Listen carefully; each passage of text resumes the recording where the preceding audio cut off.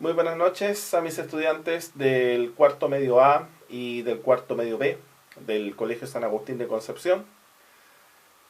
Y les doy la bienvenida a este tutorial en donde vamos a continuar con el trabajo iniciado en PSU, o denominada este año prueba de transición.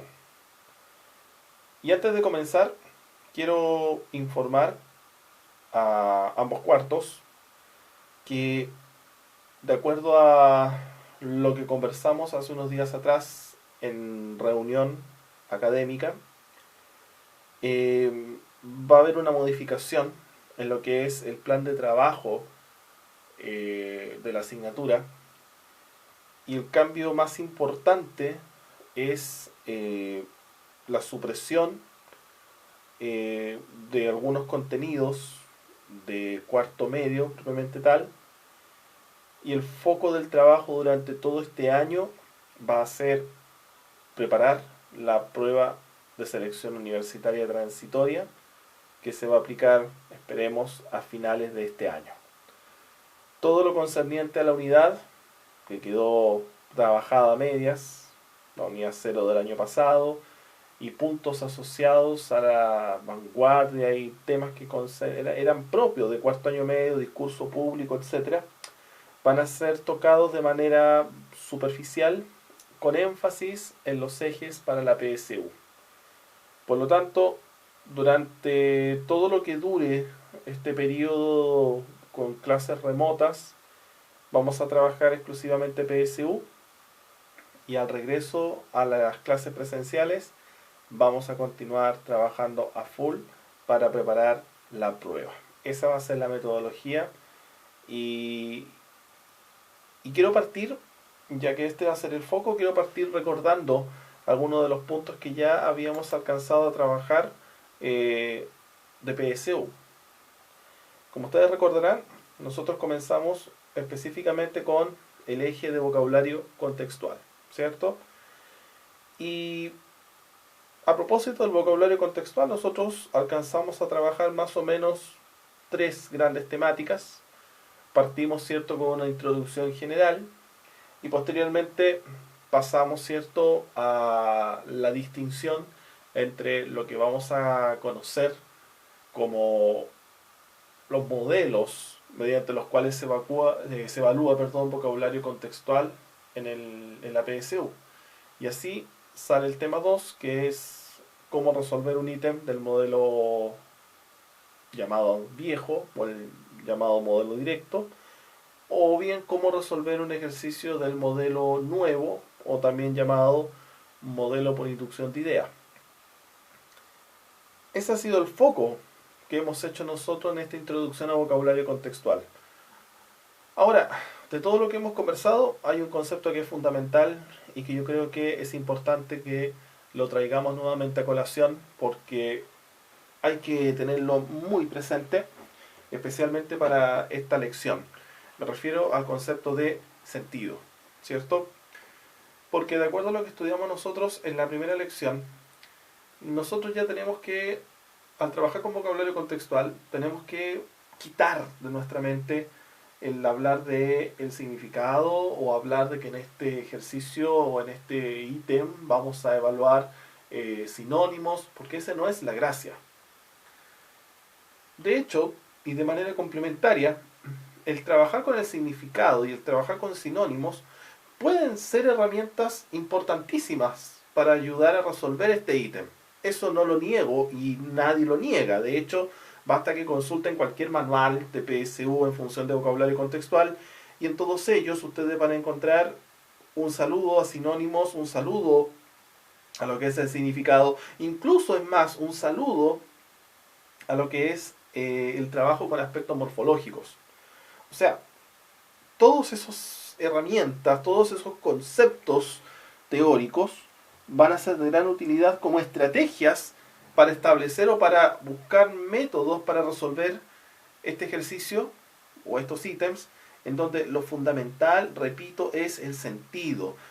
Recuerden, en el ítem de PSU, de vocabulario contextual, No se está evaluando lexicografía. No se busca saber que ustedes tengan cuánto es el bagaje de palabras albergadas en su mente. No queremos trabajar con el lexicón, olvídenlo.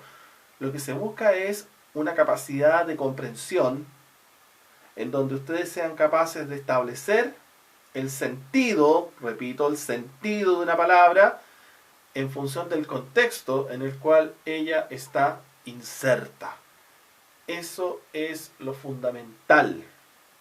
Por lo tanto, si no tienen claro lo que es el sentido, les pido, les sugiero que busquen más información, busquen el Power en donde yo hablo, ¿cierto?, respecto a lo que es la construcción del sentido en este tipo de ítems, porque lo que vamos a ver el día de hoy ya es meternos en materia respecto a cómo trabajar este ítem. O sea, desde ya empezamos de lleno con las estrategias, para que ustedes puedan sortear estas preguntas en la PSU. Y quiero trabajar muchísimo con lo que son las claves. Porque a veces nosotros leemos el texto y muchas veces hay palabras que nosotros desconocemos. Y es normal que pueda ocurrir aquello. De hecho, ustedes me conocen de hace bastante tiempo.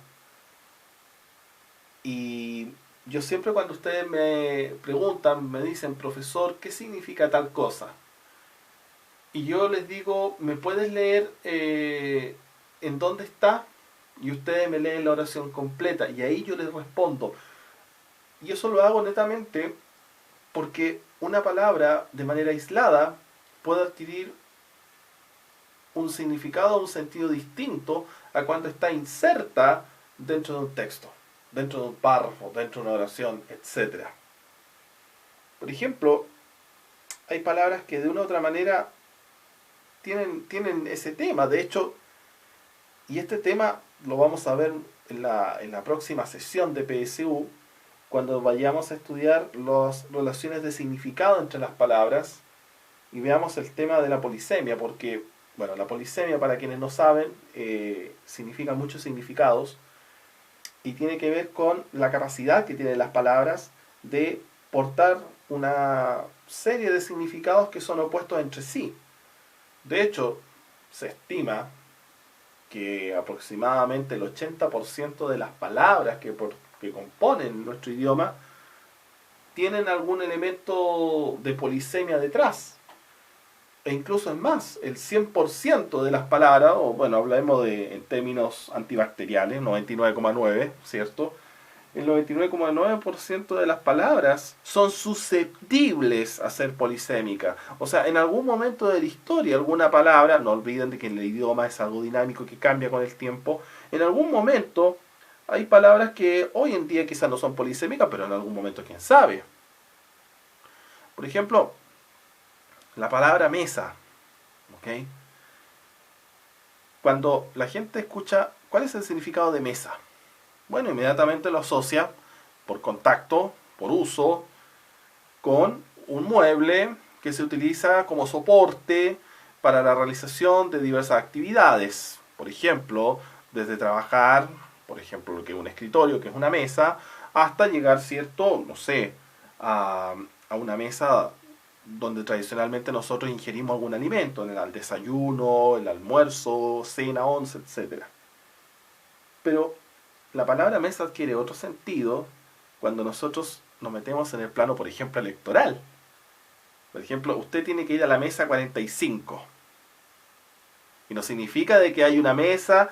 No, se llama mesa simplemente porque alrededor de ella están los apoderados, está el director, ¿cierto? El presidente mesa, el secretario, el que tiene el voto cuando alguien va a votar. Y en ese contexto la mesa es una subdivisión del padrón electoral. El padrón electoral, la cantidad de votantes, se divide jerárquicamente en local de votación y los vocales de votación son al interior de cada uno de ellos, se subdivide todo en mesas, que son agrupaciones. ¿Cómo se agrupan? Por ejemplo, los números de mesa que tienen el número más alto involucran quizás a los más jóvenes, quienes tienen un número de mesa más pequeño a los más antiguos, etcétera. O sea, la mesa, al final de cuentas, no es un mueble. Acá es un criterio para organizar a los votantes, para distribuir los votantes de manera tal de que no todos se aglomeren en un punto concreto. Por lo tanto, ahí vemos, ¿cierto?, cómo una palabra común y corriente llegó a adquirir otro valor. ¿Ok? Ahora, no significa que sea la misma palabra. ¿Ok? Por eso es importante que tengan en cuenta estos fenómenos, especialmente porque esa va a ser la materia que viene más adelante, en donde, vuelvo a repetir, vamos a trabajar con estas relaciones de significado. ¿Cuáles? Sinonimia, antonimia, polisemia y obviamente todo lo que tiene que ver con los homófonos y los homógrafos. ¿De acuerdo? Pero esa va a ser harina de otro costal. Por lo tanto, foco de esta clase, tener en cuenta lo que es el sentido, pero ante todo también prepararnos a analizar claves textuales. Ahora bien, para interpretar el sentido de una palabra, ven, sentido, en el texto donde se encuentra, es muy importante poner atención a las claves textuales, es decir, a las pistas que entrega el texto y que nos ayudan a comprenderlo. O sea, no es que el texto explícitamente nos va a decir, mira, esta pista es para tal palabra. No. Es rol y misión de cada uno ser capaces de leer el texto, analizarlo y ver cuáles son las pistas que contribuyen y que aportan.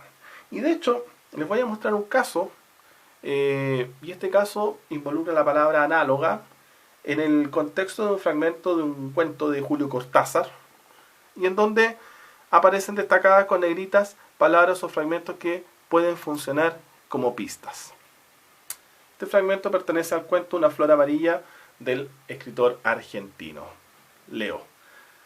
Pero entiéndame, mientras pedimos otra copa, Luke era yo, lo que yo había sido de niño, pero no se lo imagine como un calco, más bien una figura análoga, ¿comprende? Es decir, que a los 7 años yo me había dislocado una muñeca y Luke la clavícula, y a los 9 habíamos tenido respectivamente el sarampión y la escarlatina, y además la historia intervenía, viejo, a mí el sarampión me había durado 15 días, mientras que a Luke lo habían curado en 4. Los progresos de la medicina y cosas por el estilo, todo era análogo, y por eso, para ponerle un ejemplo al caso, bien podría suceder que el panadero de la esquina fuese un avatar de Napoleón. O sea, es un relato en donde hay una especie de un testimonio, en este fragmento, en donde alguien le cuenta a otro más o menos cómo era el tema entre el narrador y Luke, ¿cierto? Que es otro personaje. Y si observamos la palabra análoga, ¿ok? Miren, curioso, otra palabra interesante, porque han escuchado hablar la distinción entre lo análogo y lo digital. Pareciera ser que análoga también es una palabra que en algún punto puede tener una polisemia, quién sabe. Pero centremos acá, en este caso, una figura análoga. Entonces, por ejemplo, ¿cuáles son las claves que se han marcado? Luke era yo, pero no se lo imagine como un calco, una figura. A los 7 años yo me había dislocado la muñeca, Luke la clavícula. A los 9 habíamos tenido respectivamente, o sea, ambos, el sarampión y la escarlatina. Y además la historia intervenía de que a él el sarampión le había durado 15 días, mientras que a Luke lo habían curado en 4. Los progresos de la medicina. O sea, perfectamente yo podría inferir de que Luke era una persona más joven que el narrador. Porque si la medicina progresó y la cura bajó de 15 a 4 días, obviamente uno podría inferir que hay una diferencia etaria entre los dos personajes que están ahí en este fragmento. ¿Okay? Uno casi como protagonista, que es quien narra, y el otro como incidental, que es Luke, porque si bien es mencionado, no participa directamente de las acciones. Todo eso hasta el momento. Observen esta imagen. Observen, este es un esquema en donde se muestra ordenadas y organizadas cada una de las claves textuales que anteriormente, vuelvo a mostrar, estaban ahí marcadas con negrita. Entonces, en primer lugar, la palabra análoga es un adjetivo que se refiere a figura. O sea, en este caso la palabra es un adjetivo, dato. ¿Qué significa que sea un adjetivo? Significa que está entregando información sobre la base de un sustantivo. O sea, el sustantivo figura es complementado por un adjetivo que lo especifica, y en este caso sería la palabra crítica, análoga. Vamos al segundo escalón, de arriba hacia abajo. Dice, la oración Luke era yo, lo que yo había sido de niño, pero no se lo imagine como un calco, nos permite inferir que la palabra figura se refiere a Luke. Luke es una figura del narrador. Vean atrás, vamos al texto. Luke era yo, lo que yo había sido de niño, pero no se lo imagine como un calco, más bien una figura análoga. ¿Se dan cuenta? Por lo tanto, figura se refiere a Luke. Perfecto. Es una figura tal como dice ahí del narrador. Ahora, vamos al tercero de arriba abajo. Un calco es una copia. Por lo tanto, si Luke no es una copia del narrador, la expresión figura análoga no puede significar idéntico. O sea, cuando alguien calca, está simplemente copiando. Por ejemplo, cuando alguien quiere hacer un dibujo o un mandala y coloca la matriz debajo de una hoja que se trasluce y se empieza a marcar, eso es calcar. Por lo tanto, un calco es una copia. Y si Luke no es copia, es una figura análoga. O sea, no podemos nosotros análogo asociarlo con idéntico o similar quizás. Veamos, ¿qué ocurre? En la oración, más bien una figura análoga comprende, es decir que, bla, bla, bla, el conector indica, el conector ahí es decir, un marcador, que los enunciados que siguen explican lo que se quiere decir con figura análoga. ¿Y qué es lo que sigue? Y llegamos al último escalón. Siguen dos ejemplos en donde se expresan situaciones parecidas que vivieron el narrador y Luke, aunque también diferentes. O sea, son ejemplos. A uno le pasó una cosa y al otro le pasó la otra. A los 7 años. ¿Qué pasó a los 9? Ambos se enfermaron, pero uno tuvo una enfermedad y el otro tuvo otra. ¿Se dan cuenta? O sea, no son iguales, no son idénticas, pero son parecidas, se asemejan entre sí. Por lo tanto, al analizar todo ese contexto, y de hecho, si ustedes, por ejemplo, son un poco más despiertos, hay otra clave, y la encontramos donde dice avatar de Napoleón. Un avatar, ¿cierto? Tiene que ver con, ahí uno podría trabajar, bien podría suceder que el panadero de la esquina fuese un avatar, fuese algo parecido. ¿Ok? Seguimos hablando de lo análogo. Por lo tanto, imaginen ustedes que tienen que resolver una pregunta modelo PSU, y en este caso, de acuerdo al modelo nuevo, y aparece justo la palabra análoga. No vaya a querer, ¿cierto?, los dioses ni los santos, ¿cierto?, que vaya a aparecer quizás este texto en PSU. ¿Quién sabe? Entonces, la pregunta sería la siguiente. ¿Cuál es el sentido de la palabra análoga en la segunda línea del texto? Y aquí viene el set de opciones. A, idéntica. B, similar. C, equivalente. D, próxima. E, afín. Pero ojo, es modelo nuevo. Por lo tanto, la clave no la vamos a encontrar directamente en el concepto. Vamos a encontrarla en la congruencia que podamos observar entre la justificación y la idea que comunica el párrafo crítico, en donde está inserta la palabra. Tengo que comparar la información. Veamos, idéntica, porque Luke era una copia exacta del narrador en su infancia. Descartado automáticamente, porque en la explicación vimos de que análogo no se puede asociar a copia. Por lo tanto, la A queda inmediatamente descartada. Vamos a la B, similar, porque Luke y el narrador habían vivido experiencias semejantes. ¿Experiencias? ¿Qué experiencias me podrían decir ustedes? Simple. El hecho de que uno se haya fracturado una cosa y el otro el otro. El hecho que uno haya contraído un tipo de peste y el otro adquirió otra peste. Se asemejan. Podría ser. No sabemos. Pero B compite, ¿cierto?, con ventaja. Veamos C, equivalente. Dato, nunca cometan el error de la primera colocar la alternativa. Revisen siempre las 5 opciones en PSU. Por favor, siempre las 5 opciones. En esto y en los ejercicios de vocabulario contextual. Y obviamente lo mismo yo les decía cuando trabajábamos en el difunto plan de redacción y en el difunto conectores. ¿Ok? C, equivalente, porque Luke y el narrador tenían igual valor. No, o sea, no tiene... Obviamente podría quizás ser en un cierto contexto, pero no se habla que tengan igual valor. Fuera, descartado. D, próxima, porque Luke había estado cerca del narrador desde su infancia. ¿Habían estado cerca? ¿Qué fue lo que yo les señalé? Les señalé de que hay una pista que nos permite incluso inferir de que un personaje, o mejor dicho, ambos personajes tienen una diferencia etaria. O sea, pensar de que había estado cerca desde la infancia fuera descartado automáticamente. Y la E, afín, porque Luke y el narrador compartían intereses en común. ¿Compartían intereses o simplemente habían vivido experiencias similares o semejantes?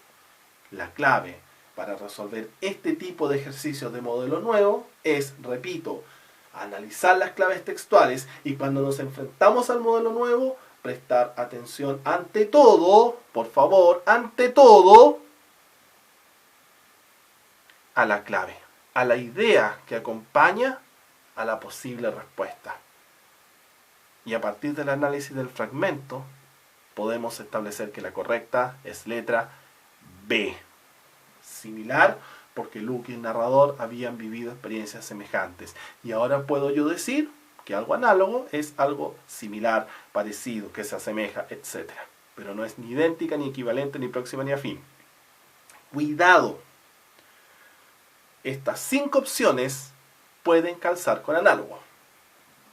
Todas. Yo puedo decir análogo que es idéntico, similar, equivalente, próximo o afín. ¿Pero qué es lo que manda? El contexto. Es el contexto el que me permite a mí discernir si es uno o es lo otro. Tal vez en otro contexto, análogo sea A, idéntico. O bien D, próximo. Pero en este caso no. ¿Por qué? Porque manda el contexto en donde está inserta la palabra. Es decir, todo el entramado de palabras, oraciones, párrafos, en fin. Ahora bien, para ir más o menos cerrando este tutorial. Entre las pistas que puede aportar un texto, hay algunas muy explícitas y otras de naturaleza muy inferencial. Por ejemplo, hay unas que son recurrentes. Y más que pistas, yo hablaría de estrategias. ¿Qué podemos hacer nosotros cuando queramos trabajar? Por ejemplo, podríamos nosotros establecer definiciones del término. ¿Ok? O sea, podríamos nosotros jugar a definir el término. Por poner un caso, podría ser una opción. Ahora, ustedes saben que en la PS uno va con diccionario, pero ustedes pueden de por sí generar o establecer una definición. Eso es importantísimo. O bien, si tienen un cierto conocimiento de morfología, analizar la estructura de la palabra. De hecho, hay palabras que permiten analizar la estructura como estrategia para acceder a ella y ayudar al proceso de las claves. O bien jugar con sinónimos, antónimos, hiperónimos y hipónimos, que es lo que yo les mencionaba anteriormente. Perfectamente, yo podría ayudar o apoyarme en alguna estrategia de este tipo. O bien, extraer la idea donde se inserta la palabra, extraer la idea principal del párrafo donde está inserta la palabra crítica. ¿Por qué? Porque esto va a ser importantísimo para yo enlazar la palabra crítica con la idea que acompaña a la serie de opciones en el modelo nuevo. Por lo tanto, para trabajar las claves textuales, ¿qué es lo que debo hacer yo como estudiante, como lector, como ustedes lo quieran llamar? En primer lugar, leer el texto. En segundo, analizar esas pistas que nos entrega e incluso poner en práctica estrategias como establecer definiciones, jugar con la estructura morfológica, en fin. Un caso. Hay otros más en el Power que ustedes lo pueden revisar por su cuenta respecto a cómo opera esto. Establecer la definición de la palabra crítica, por ejemplo. Y aquí hay un párrafo del cuento de Mazuns de Jorge Luis Borges, especialmente con cariño para el cuarto B. Dice: Emma dejó caer el papel. Su primera impresión fue de malestar en el vientre y en las rodillas. Luego de ciega culpa, de irrealidad, de frío, de temor. Luego quiso ya estar en el día siguiente. Acto continuo comprendió que esa voluntad era inútil porque la muerte de su padre era lo único que había sucedido en el mundo y seguiría sucediendo sin fin. Recogió el papel y se fue a su cuarto. Furtivamente lo guardó en un cajón, como si de algún modo ya conociera los hechos ulteriores. Ya había empezado a vislumbrarlos. Tal vez ya era la que sería. Cuarto B, trabajamos este texto cuando estaban en segundo, allá por el año 2018. Y recuerdan que ustedes que Emma Suns es el relato de la venganza y del crimen perfecto. Y este fragmento es cuando a Emma recién le informan que ha muerto su padre. Entonces, la palabra crítica aquí sería impresión. Si nosotros vemos impresión sin pensar, yo perfectamente podría asociar impresión, pero impresión tiene que ver con imprimir. No, porque la palabra, para definir impresión, debemos pensar en el uso que adquiere al interior del fragmento, en el sentido que adquiere. Porque la palabra impresión en este contexto no alude a imprimir, no alude al verbo imprimir, sino a impresionarse, a estar impresionado, se impresionó la persona. Por lo tanto, si luego del verbo se alude a un malestar en el vientre y en las rodillas, luego de culpa, de irrealidad, de frío, de temor, impresión puede definirse como el efecto a nivel físico-psicológico que tiene un acontecimiento en una persona. ¿Cómo llego yo a la definición? Simple, estableciendo juegos mediante el análisis de las claves textuales. Juego con las claves, las mezclo, las relaciono. O sea, su primera impresión fue esa, malestar en el vientre, en las rodillas. Luego decía culpa, o sea, son efectos. ¿Pero efecto de qué? Efecto de la noticia que recibió sobre la muerte de su padre. Eso es analizar las claves textuales.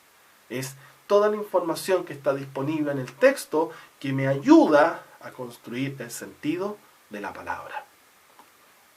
Hay otros casos, hay otros ejemplos para que ustedes puedan ver cómo trabaja con la estructura morfológica. Por ejemplo, la palabra malestar, irrealidad, inútil, etc. ¿Qué tienen que hacer ustedes? Hay una serie de ejercicios que ustedes van a desarrollar que invitan a trabajar con el sentido, a que exploren en el sentido. En el primero tienen que leer la columna de Christian Worken y destacar en el texto las claves textuales. Tienen que marcar así como yo marqué en este caso, que contribuyen a establecer el sentido de la palabra crítica subrayada, y posteriormente van a completar una tabla con el establecimiento del sentido. O sea, tienen en total 10 palabras, yo hice una, les regalé minimalista. La palabra minimalista se relaciona al establecimiento de pocas referencias, algo mínimo sin tanto detalle. De hecho, en el mismo texto se señala que la página del libro está en blanco y que esto ocurre en el desierto, y estos lugares generalmente solo tienen arena, el cielo y el sol allá arriba, punto. O sea, el sentido. Lo mismo tienen que hacer ustedes con desnudez, infanticidio, desintegra, bocanada, crecer, infancia, zozobra en brújulas. ¿Qué tienen que hacer? Leer el texto, subrayar las claves, reflexionar y establecer el sentido mediante el entrecruce de cada una de las claves para cada palabra.